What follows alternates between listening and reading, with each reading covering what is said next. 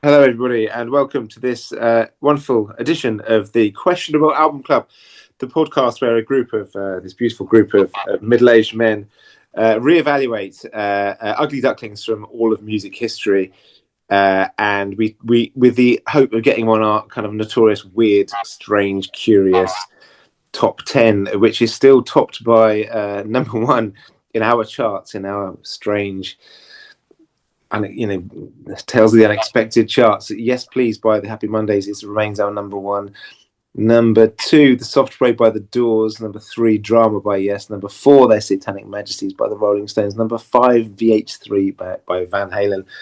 Then we've got God Hates Us All by Slayer. Grinder Man 2, The Manticore Tapes by Motorhead. Dog Eat Dog by Jody Mitchell. And Metal Machine Music by Lou Reed, the infamous. Today's album, chosen by Mr. Ward here. Hello, Simon. Oh, actually, before I say that, I need to introduce everybody. On our panel today, we have Hello, Simon Ward. Hello, Simon. Simon Ward. Hello, Simon Ward. Can you hear me, Simon? He's frozen. Frozen. Next introduction. Steve. Hello. Hi, Steve. Hi. Oh. Steve Gibson. We've got both Steves today, so it's surnames only. Hello, Mr. Gibson. Hello. Hello, Mr. Hackett. Hello. Hello, Ross. Ross English. Hi, Ross. Hello. And we'll try one more time. Hello, Simon. Hello. Sorry, my internet froze. That's okay, Rick. That's okay. And my name is Seb Hunter. Today's album is an album by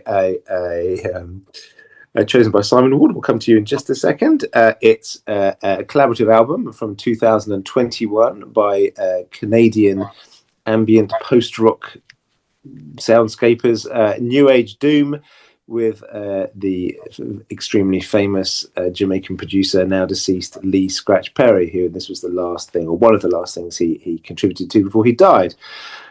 And that's what it is. Before I say anything else, Simon, can you please justify this? Because I think we're all thinking, having heard this, I think quite a lot of this discussion might be around whether this qualifies or not. Can you first of all, your reason for choosing it, and first can you explain why you think this might be a question? Yeah, well, so I hadn't heard this record when I proposed it, and I had seen New Age Doom described as an experimental metal band.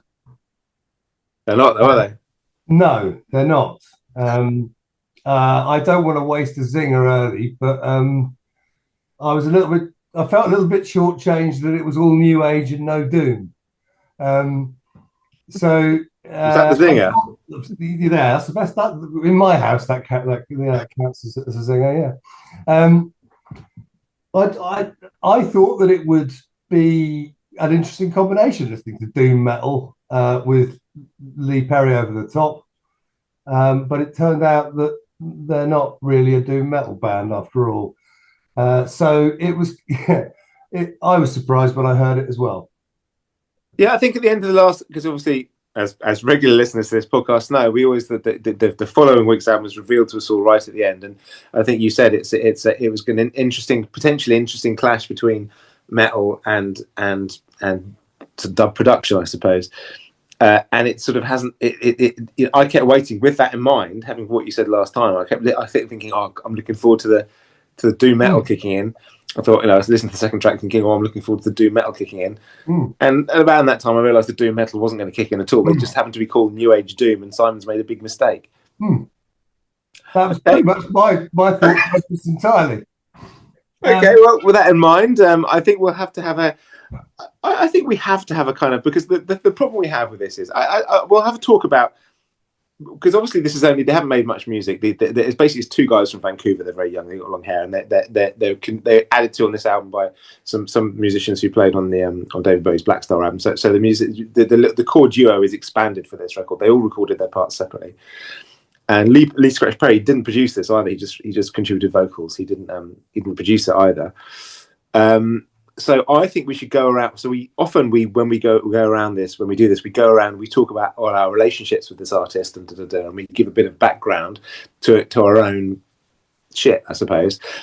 Instead of that today, because I don't think any of us have any relationship with New Age Doom. Lee Scratch Perry is a different matter entirely, not probably for today. But I think we should just go into whether we think this counts, because we have quite a strict criteria. Now we had the very first one of these we ever did a guy who used to be on the panel. He'll probably come back at some point. Steve Webster. The first album he chose for us doing this, which isn't on our YouTube archive. I apologise for that.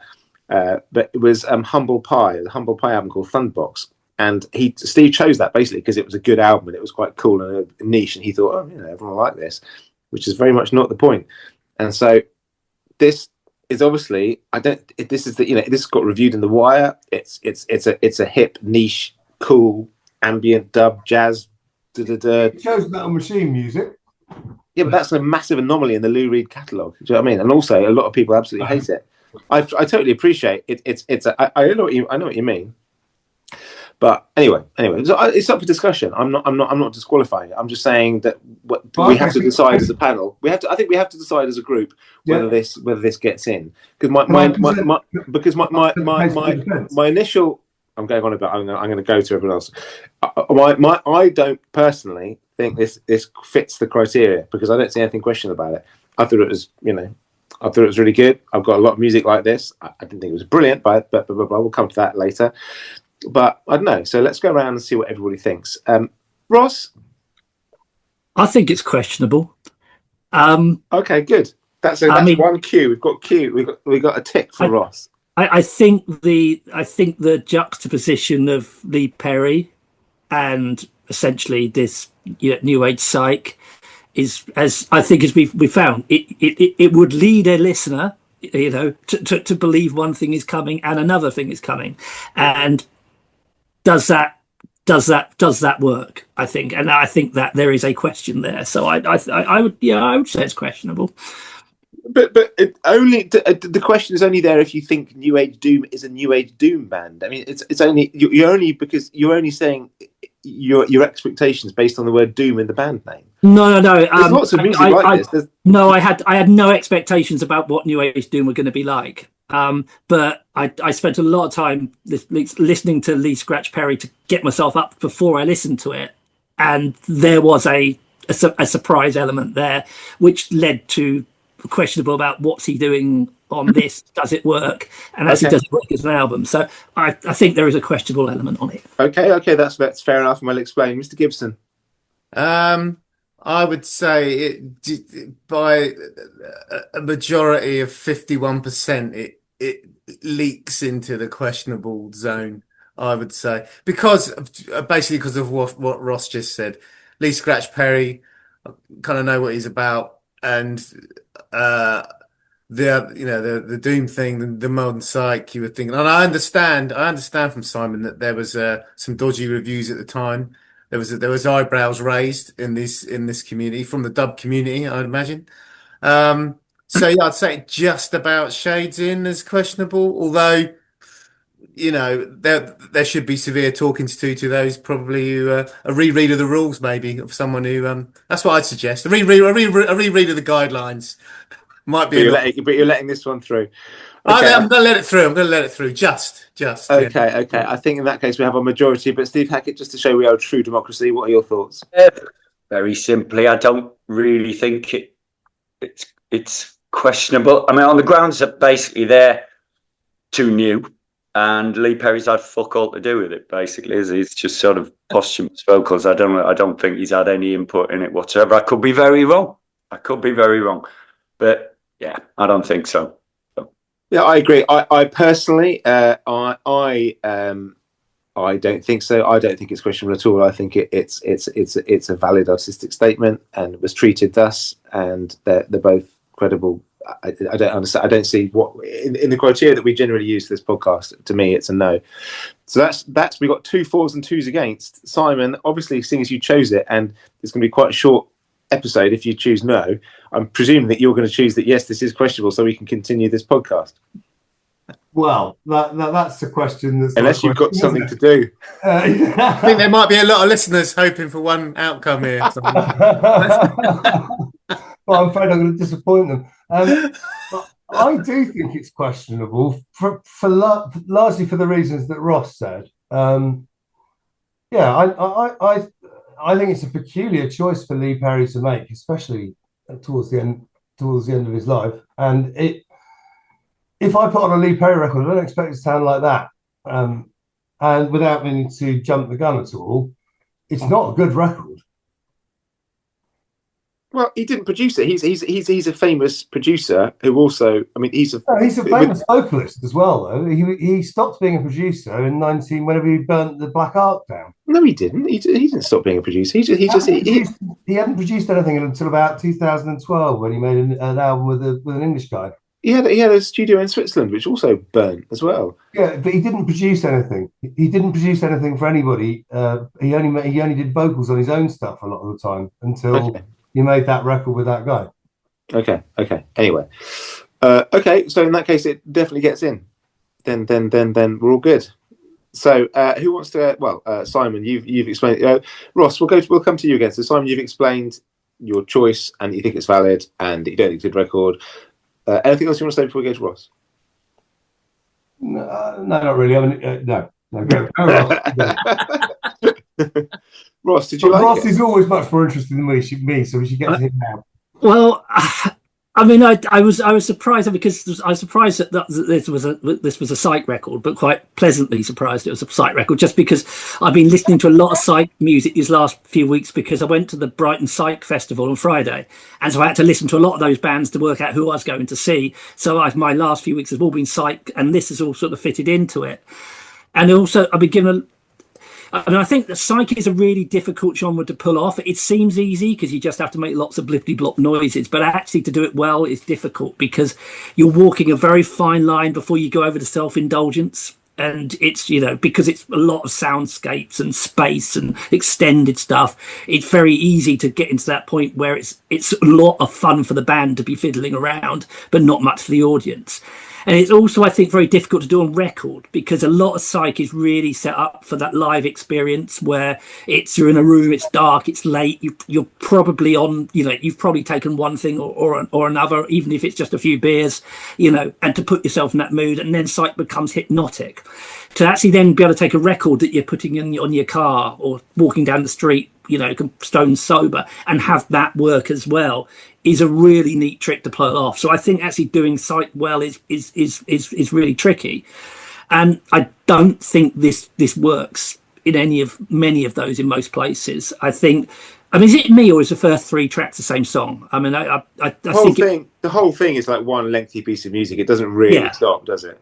There's a sort of change around the bass comes in track 4. So I think that my experience, it starts off and I think this is quite interesting, and by the end of track 3 I was really, really bored. And then track 4 sort of comes up, there's a bit of bass like that, then I got bored again, and then the last track I sort of thought, actually I quite like this, but then 15 minutes later it's pushing it.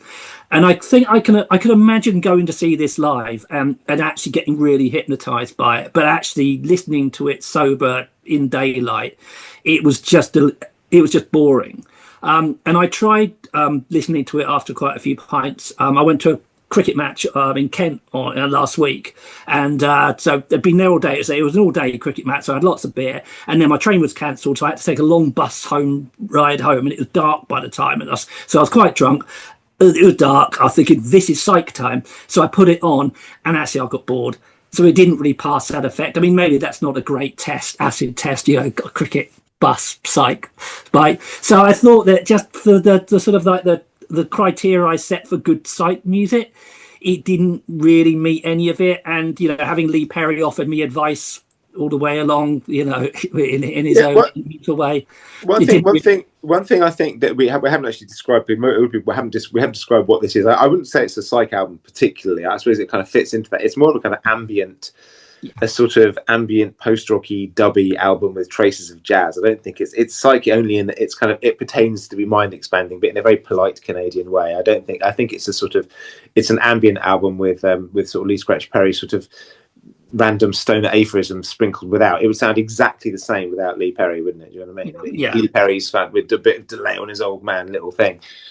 I think he did have an opportunity to pull this up with more interesting lyrical content, but it was sort of like the sort of, I don't know, Rasta version of Hallmark cards at times. And at one point, while I was drunk, I was being told about the evils of beer at some point, I think. So I think there was an opportunity for the lyrics to actually, when the music just got a bit repetitive, to take you up into something interesting. And it didn't do that either. Yeah, he was oddly. He'd actually been drug and alcohol free for a long time before his passing. So he was just mental. Steve Gibson, interested in your thoughts on this? How can I help you? Yeah. Ross actually has pretty much nailed it. I'd add that it's pretty circumstantial kind of music, this, for me. And in the right conditions with the right substances, or then one could see oneself getting a bit lost in it. But I've listened to it a few times. I mean, you say traces of jazz, but it's because that trumpet player keeps playing the same licks all the way through for the duration, and it's just, that's so tedious. The song "Fly in the World" attempts to be a little bit free jazzy, a little bit avant jazz. That's yeah. The saving grace and the biggest interest for me, and it's quite personal, was he's a hell of a drummer. It's the guy from Mono, I believe, and there's some lovely drumming on this, some really good playing, and that's the only kind of point of interest, bar the fact that in the right mood and when it was catching me, I did find myself sort of drifting into it. But it seems to be they're just trying a whole lot of stuff that doesn't really kind of work for me, and it's interesting you mentioned Black Star, because that's pretty much the same thing, isn't it? From the little bits of Black Star I've heard, it's someone trying to be jazzy and interesting with an old twat waffling over the top. That's very succinct, actually. I can see Steve Hackett shaking his head angrily, but I quite like that. It does sound quite similar. Yeah, it's pretty much the deal here. So yeah, I don't really see. I mean, I couldn't really find out. I'm sure you guys, who know a lot more about Lee Perry and Dub than me, would find out his motivation or his people's motivation for getting involved in this, because it just does. He would just be paid for it. He would have. Everybody recorded all their parts remotely. They've never been in a room together at all. It was all pieced together remotely. Right, okay. And he just did his. He was probably just. They just approached him. Yeah. Be clean. Yeah. Say now. Wash your hands. And then sent it off. And that was it. And got paid $5,000. Okay, so he just got money for that's just which is exactly what it sounds like. It's exactly what it sounds like. It wasn't you. You imagine some sort of. What they're trying to portray is some kind of great meeting of minds, and but it's obvious that's what you described is exactly what it sounds like to me. And I imagine if you're a big Lee Perry fan, it's a bit of a curio, but beyond that, it was. I did not enjoy listening to it, but it's just so it just didn't work on so many levels that it's not something I'd particularly go for again. Maybe it's a Friday night and I've come in from somewhere and I'm just chilling out and that comes on, I'd sit through it and probably might quite get into it. But apart from that, I'm echoing a lot of what Ross is saying. So move on. I agree. It's funny. This worked a lot better for me when it was on in the background than it was in headphones. When it was on in the background, it was like nice warm sound fills the room. You sort of forget about it. Yeah. But in the headphones, it was like, oh, for fuck's sake. Steve Hackett. Yeah, you pretty much said it all. I think, you're right, Steve. Friday night after you've had some heroin, I would suggest. It's opiated. We'll put that in the thumbnail, yeah? Yeah. It's that sort of opiated New Orleans jazz thing, isn't it? There's quite a few people do it. I quite like it as well. It's one of those albums that, you don't like, you don't dislike, Like you say, Lee Perry's probably had fuck all to do with it. He paid his estate or whatever. I didn't understand a word he was saying. One of the songs was about various types of chicken, and he says "motherfuckers" at the end. But beyond that, it wasn't particularly profound. And I like Lee Perry. I love dub music.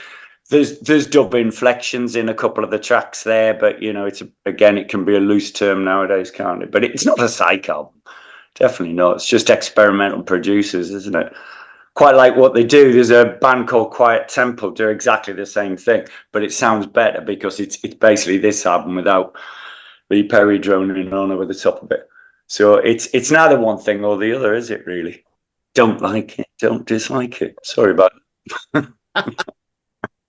Yeah, I think we all kind of feel the same. I enjoyed it. I thought I spent a lot of time wondering, thinking, is it questionable, and kind of enjoying it, thinking. But funnily enough, the first time I listened to it, I enjoyed it much more. Second time, I was irritated by Lee Scratch Perry. I was irritated by the panning. There've been better collaborations, for want of a better word, with him. You know, he's done some really good stuff. He's done a couple of great albums with Youth, the Killing Joke guy, and he did one with an American band, Peking Lights, but they are specifically dub albums, you know. And then that's good, that one. It's called Life of Plants, isn't it? Yeah, it's brilliant. I mean, it works there. It works because he's got the right backing person. They've done something with it, and here they're just using his vocals as another instrument, aren't they? You know. I agree. That's what I felt. It doesn't transcend itself. It sounds nice. It sounds polite. It sounds really Canadian. It sounds like a nice young Canadians from Vancouver, which is what it is, trying to make a dub album with Lee Scratch Perry singing on it, and it sounds exactly like that. Do you know what I mean? But it doesn't take off. It doesn't go anywhere mysterious. You know, but it does sound nice. It sounds warm and but it doesn't go anywhere. We've never all agreed quite so much in a podcast.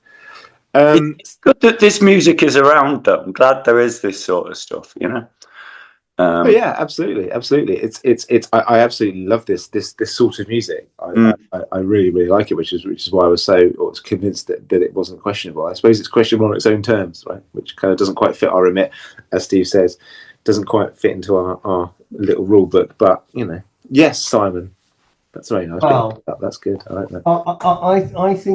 I think it does, but then that's because I can't bear this kind of music. I don't think there's anything dubby about it at all. For me, reggae is about the feel of the reggae, not the echoes. Lots of music. Pink Floyd have got echoes on them, but they're not dubby. And I think it's a really weird choice for him to make, to be on it. And I expect you're right, because he was famously quite fond of a dollar. So I'm sure he just did it for the cash. But I think it's the first few times I basically verbatim agree with Ross, with the slight difference that when the bass came in, I felt even worse about it. The first 2 or 3 times I listened to it, I just thought it was really boring. And then, as everybody has alluded to at some point or another, I listened to it one evening when I was in the correct mood, and it was really good, like really good. And then I listened to it again the next day to see if I'd sort of penetrated it and then could now enjoy it, and it was really boring again. There's a lesson there somewhere, isn't there? What is that? Yeah, get in the right mood. That's the lesson. Yeah, right. It's a family podcast. Yeah. So it serves a purpose, right? Like a lot of music, right? Yes, but it requires. It doesn't work on its own. Great name, though, isn't it? New Age Doom. It's fantastic. You know? That's a terrible name, because it's getting completely. People think, are they New Age? Are they Doom? It's terrible, because they land nowhere. They land here. They didn't want to land here. Yeah, it's not. There's not a trace of Doom. There's not a trace of Windham Hill. So they've got no wrong. Yeah. Has anyone ever seen Lee Perry live? No. I mean, you know, he is a producer. He's not a performer. I've seen him a couple of times at various things. And I mean, the main thing that I remember, he used to perform with like kitchen appliances attached to his head. I saw him one time and he had a fucking toaster on top of his head for the whole hour that he was on. And then another time, like a kettle. It's just, I mean, he genuinely, you know, nuts. Yeah. I've got to take issue with this idea that he's a producer. He was always an artist as well as a producer. But the idea that this is different to his other stuff, I don't understand that, because he sang, you know, he as well as producing other people, he had his own stuff all the way through. He did a great album with Dub Syndicate in the, I don't know, it must have been the 90s, called From the Secret Laboratory, which is a really good record. I think he's best known as a producer for his Black Ark stuff with Upsetters and. Yeah, but he was always a performer, and he didn't do any production for most of the last part of his life. He was only a performer for the last part of his life. If you look at his entry on Wikipedia, Lee Scratch Perry was a Jamaican record producer, songwriter, and singer, noted for his innovative studio techniques and production style. So he does. So singer. I don't think anyone's denying he was a singer. All we're saying is he's best known for his Black Ark stuff. Because he was a radical innovator, and these things were. Yeah, I agree. But I think that's kind of. I think we put them in a box. I think he was also a radical. You know, he was an innovator with musically as well. Yeah. I don't think anyone's denying that. I think you're just saying it a bit louder than everyone else. That's not unlike me. Shall we go to some summings up? Yeah, I guess. Yeah. Ross, what do you want to?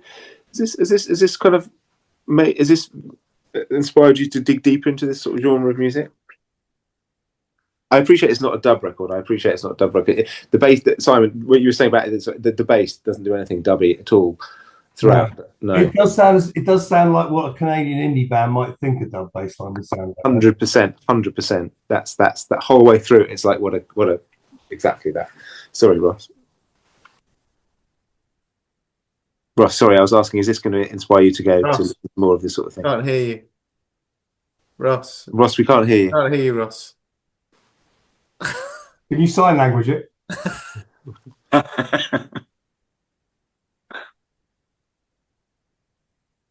Have you got me? Yes. Hey. I mean, I think this could work. I think done better. I just think that it's just self-indulgent how it's been done. You know, I think in better hands, this sort of, that there could be something here. And I think it is interesting about whether, music, any art, if it relies on being, chemically or other altered, whether or not it holds up, or whether something can just exist in its own little thing. So no, I mean, it was just, I still hold. I think there's a lot of similarity between this and psych music, and I do like psych music a lot. So yeah, no, I would done if this was done better. I'm not sure I'm going to be having a look at your New Age Doom Merchants future work, but you never know. I've listened to their other stuff. It's all right. It's all right. Yeah. Okay. It's kind of the same as this, do you want to score? Oh, we're scoring. Right. Yeah. Okay. I would give it. I'll give it 18. It was just a bit boring. Yeah, I can see that. Yeah. 78% boring. No, that's not right. Is it 82? That is awful. I've even got a fucking calculator here. It's terrible. Steve Gibson, summing up in a number, please. Summing up. Well, there's so much music like this that around. A lot of people trying to do this sort of thing, and it, as with everything, it seldom works. This hasn't really worked for me. That the trumpet should just stop. Having said that, I did not enjoy it, and it was a pleasure to hear some of the drumming, and he played some free drumming really, really nicely on track 4. I can't remember the name of the track, so I'm going to give it 25. Thank you, Steve. Steve Hackett. Yeah, I don't dislike it. It's they're funny. How old are these kids anyway? Does anyone know? Are they? I've looked at the video. There's a YouTube video of the first song. I can't remember what it's called. And they look about 19. They've both got really long, straggly hair. They look very, very young. You read interviews with these guys, and it's they get the mate in to skronk around a little bit, and then say they've been listening to Albert Ayler, can buy some Lee Perry vocals, and they look exactly like that. I'm glad it exists. This sort of thing, it'll always exist. People will always be doing this sort of stuff, and good luck to them. It's a bit dark for me, but 40, I'd say 40. And Simon, so what were your thoughts on it? You've had your ups and downs with this, haven't you? You've had your heightened state appreciation and your lowered state at the lack of anything interesting in the record and the fact that they're really doing it, or any metal. If you Google them, they are described as experimental metal, and I'm not quite sure what that person was taking when they were listening to it. Yeah, I haven't heard a single metally thing they've done at all. No, right. Anyway, perhaps the person who reviewed it hadn't listened to it and just assumed because they were called New Age Doom that they were experimental. Anyway, I still think it's a questionable record. I don't understand why Lee Perry would get involved with that at all. It's very, very boring. On the other hand, it has got Lee Perry on it, and I don't care how stupid his lyrics are. They've always been stupid, and he's always been brilliant. And I did, as you say, have a glorious 35 minutes with it on one occasion, so I'm going to give it 25. 25. That list leaves me. I'm going to go much higher than everybody else. I because it's a genre of music that I like a lot, and I enjoy listening to it, and I like Lee Perry, and I'm going to give it 65. Just because that's 6.5 out of 10, which I think this absolutely deserves that. I think it's a good record. I don't think it's a wonderful record, but I think it's a good record. It works as a whole. There's enough happening throughout. I think it does drag a little bit, but it works much better in the evening when you're having a glass of wine, whatever. Put it on. It sounds lovely. It sounds beautiful. I always like listening to Lee Scratch Perry talking about chickens. So 65. So altogether, that gives us. Hang on, Simon, you gave us 25, didn't you? Hang on, so we've got. Whilst you're adding it up, can I just add one thing I forgot? Yeah. It's got fucking saxophone on it as well, so that disqualifies it from getting any more than 25. That's fair. So it's 173 divided by 5. 34.6 altogether. That gives us an average score of 34.6. Now, on our leaderboard, that puts it 34.6. That puts it 34.6. That puts it between Eternal Idol by Black Sabbath. That was on 35.6. And Planet Earth by Prince. That was 31. So that puts this into like sort of, hang on, that puts it into sort of 11, 12, 13, 14. Oh no, you got Bob Dylan as well. We got Saved is a. So yeah, sorry, no, it's in between. I need to redo this. I've got lots of arrows and rubbings out and stuff. I need to redo this leaderboard. But it's basically 13th. Yes, it's in between Saved by Bob Dylan, which was 35.3. This comes at 34.6, and Planet Earth at 31. So it's 13. Yeah. So well, there you go. A resounding questionable. It has ended up questionable. I assumed when I first heard this, I thought, oh god, everyone's just gonna quite like this. But actually, it's been as usual. The scores have been worse than anticipated. So on we trundle. Yeah, well done, Simon. You got away with that one. You won the vote. We've never had a disqualification by one mark though. It was a very borderline decision. That very borderline. In that case, Steve, I'm very grateful.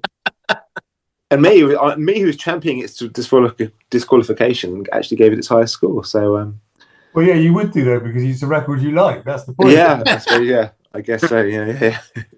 So many twists and turns and paradoxes. It's dear, what a roller coaster. It's all too complicated. Dear. I don't even need to say like and subscribe, do I? Everyone's just.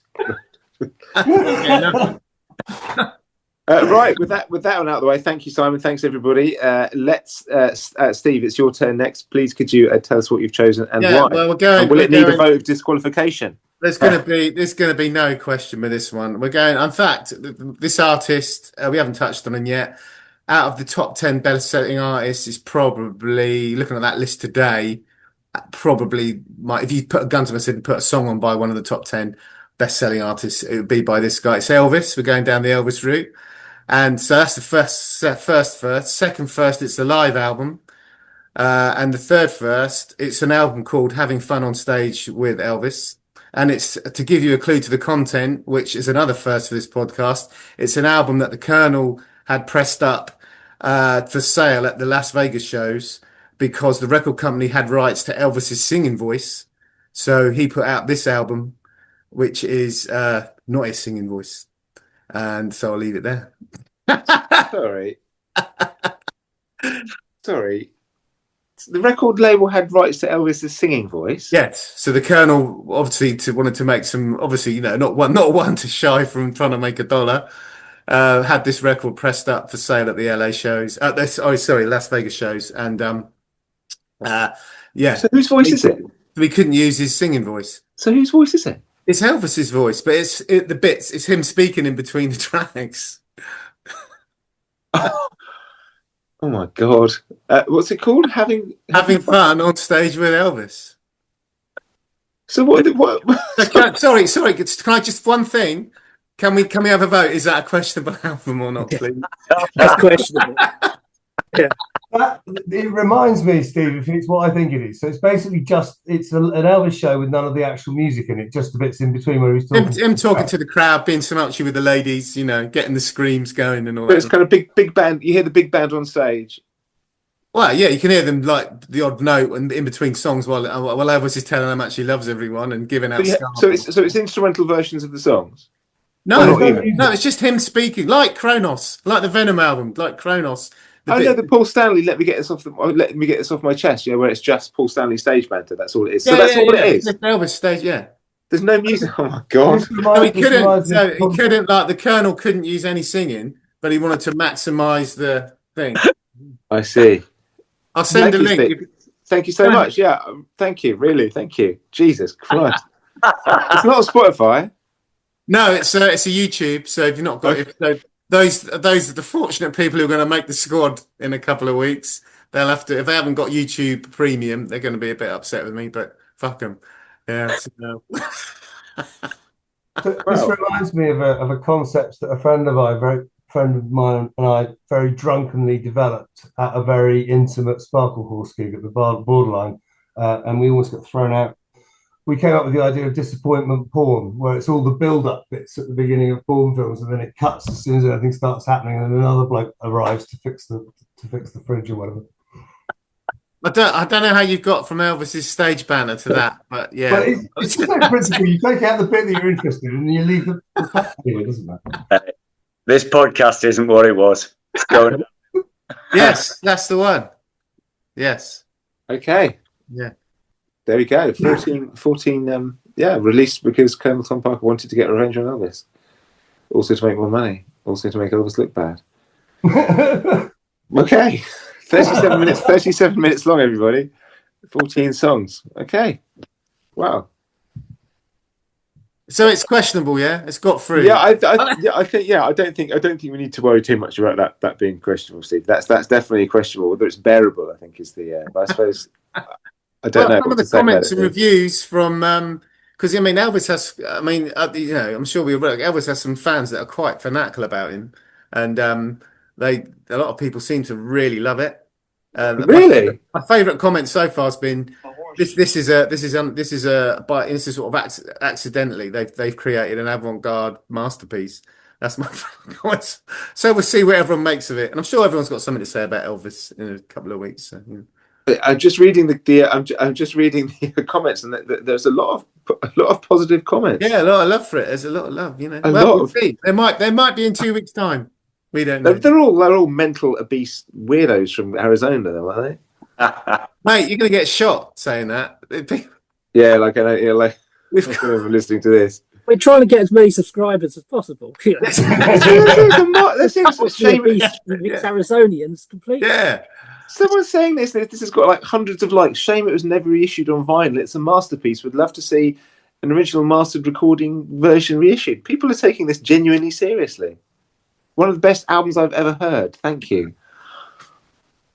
This is very strange. Well, mate, can I just say you haven't heard it yet, so you don't know, do you? No. You're questioning it, and you're not. I'm working really hard. I'm working really hard to sell the next episode to our listeners. Ever dwindling. Yeah, exactly. Elvis Presley. Well, Elvis Presley sells itself, So he does. There we are. Wow. Thank you. Great choice. Right, that's it. Thanks, everybody. Thank you to Simon. Thank you. Thank you to Steve Gibson. Thank you. Thank you very much. Thank you, Steve Hackett. My absolute pleasure. Can I go to bed now? Yes, please do. Yeah, you can just go now before we've even finished. Just go. Ross, thank you, mate. As always. And thanks for listening. And please do like and subscribe because God knows we need it. Thanks, everybody. See you on the next one. Bye-bye.